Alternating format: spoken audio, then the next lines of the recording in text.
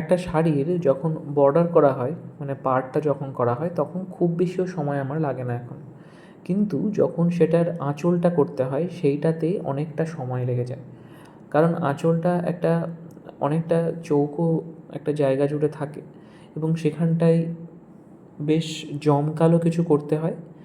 সেটা না হলে দেখতে খুব একটা মানে হেভি লাগে না দেখতে, একটু হালকা হালকা লাগবে দেখতে। তাই যেসব ক্ষেত্রে আঁচলটা পুরো জমাট করতে হয়, সেখানে অনেকটাই কাজ করতে হয়, অনেকটা সময় সাপেক্ষ ব্যাপার সেটা। এই মধুবনীটার ক্ষেত্রেও আঁচলটাকে পুরো ভর্তি করতে হয়েছিল, মানে কিছু ডিজাইন দিয়ে সেটাকে সাজাতে হবে একটা স্কোয়ার জায়গা।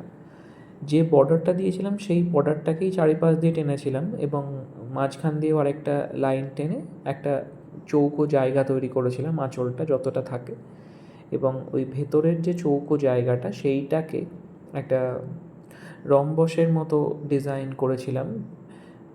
প্রথমে ওপরে নিচে দুটো সাইডের মিডল পয়েন্টগুলোকে যোগ করে একটা রম্বস যে সেই শেপটাকে তৈরি করে নিয়েছিলাম, এবং সেখানেও একটা বর্ডার টাইপেরই টেনেছিলাম। তবে এখানে যে কাগজ ব্যবহার করে আমি বর্ডারগুলো করি, সেই কাগজটা ইউজ করতে পারিনি, কারণ এগুলো তো একটা অন্য মাপের। এক্ষেত্রে আমি তাই স্কেল দিয়ে প্রথমে পেন্সিল দিয়ে কিছু লাইন টেনে নিয়েছিলাম, আর তারপরে ফ্রি হ্যান্ডে ডিজাইনটা করেছি।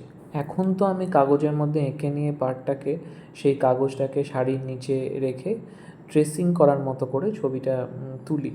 কিন্তু আগে যখন আমি মধুবনী করেছি তখন পুরোপুরি ফ্রি হ্যান্ডে এরকম করতাম। মধুবনী করাটা ফ্রি হ্যান্ডে সবথেকে সহজ ব্যাপার। আর যদি স্কেল দিয়ে কিছু লাইন টেনে নেওয়া হয়, মানে প্রথমে লাইনগুলো টানতে হবে শুধু, ঠিকঠাক গ্যাপিংটা রেখে যতগুলো লেয়ার করব ততগুলো লেয়ারের লাইনগুলো যদি টেনে নেওয়া যায়, তাহলেই ফ্রি হ্যান্ডে পুরো ডিজাইনটা করা যাবে। ফ্রি হ্যান্ডে করতে বেশি মজা লাগে এই মধুবনী পেন্টিং। তো সেইভাবে আগে করতাম, এইখানটাই সেইভাবেই করেছি।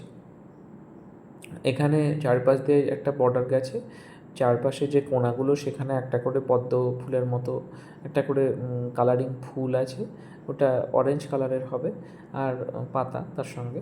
আর মাঝখানে যে মোটিভটা দিয়েছিলাম সেটা হচ্ছে একটা মাছের মোটিভ, সেখানে বেশ কিছু মাছ থাকবে আর পদ্ম ফুল থাকবে, পুরোটাই হবে মধুবনী স্টাইলে।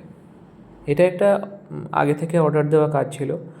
এটা আমি কেরালা কটনের ওপর এই ডিজাইনটা করেছিলাম। সেটা দেখে একজন আমাকে অর্ডার করেছিলেন সেটা তসরের ওপর করে দেওয়ার জন্য। যদিও সেই প্যাটার্নে শেপটা ডিজাইনটা ওরকমই আছে, কিন্তু কালার করার যে প্রসেসটা সেটা এখানে ডিফারেন্টভাবে করতে হয়েছে।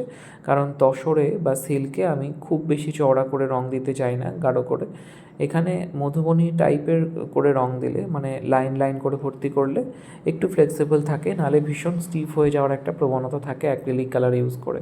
তবে এখন অনেকের কাছে শুনলাম অ্যাক্রামিনে বোধহয় এতটা স্টিফ হয় না। আমি যদিও এখনও সুযোগ পাইনি অ্যাক্রামিনে করে দেখার। অ্যাক্রামিন কালারটা আমি কিনেছি, কিন্তু এখনও সেটাকে অ্যাপ্লাই করার সুযোগ আমার হয়ে ওঠেনি। পুজোর এত কাজ চলছে, একটুও সময় পাওয়া যাচ্ছে না।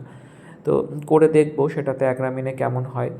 আর অনেকে আগে আমার এই ভিডিওতে, মানে এই ছবির অনেক ভিডিও দিয়েছি আমি আগেই, এই শাড়ির অনেক ভিডিও দিয়েছি।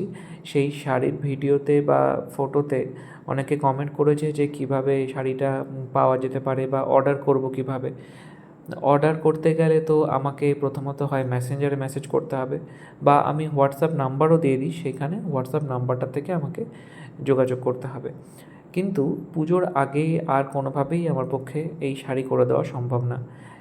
এত শাড়ি করেছি পুজোর আগে, এই রিসেন্টলি একটা বিরক্তি এসেছে, আর ভালো লাগছে না করতে। এখন পেইন্টিং কিছু কাজ আছে, সেইগুলো নিয়ে আমি শুধু থাকবো। আর শাড়ির কাজ আপাতত পুজো পর্যন্ত আর বিশেষ কিছু করব না, যেগুলো অর্ডার নিয়েছি শুধু সেগুলোই করব। এই হচ্ছে সম্পূর্ণ শাড়িটা। কেমন লাগছে সেটা আমাকে জানাবেন, আর যদি এরকম পছন্দ হয় নিতে চান তাহলে আমার সঙ্গে কথা বলে রাখবেন। পুজোর পরে আমি নিশ্চয়ই আবার করব এরকম। তসরের ওপর জিনিসটা দেখতে সত্যি খুব ভালো হয়েছে, আমার নিজেরও খুব পছন্দ হয়েছে এটা। এত কালারফুল তসরের যে বেস কালারটার ওপরে ভীষণ সুন্দর দেখতে লাগছিলো অরিজিনালি শাড়িটা সামনে থেকে।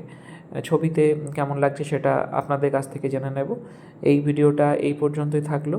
আবার পরবর্তীতে অন্য কোনো ভিডিও নিয়ে, অন্য কোনো কাজের ভিডিও নিয়ে দেখা হবে।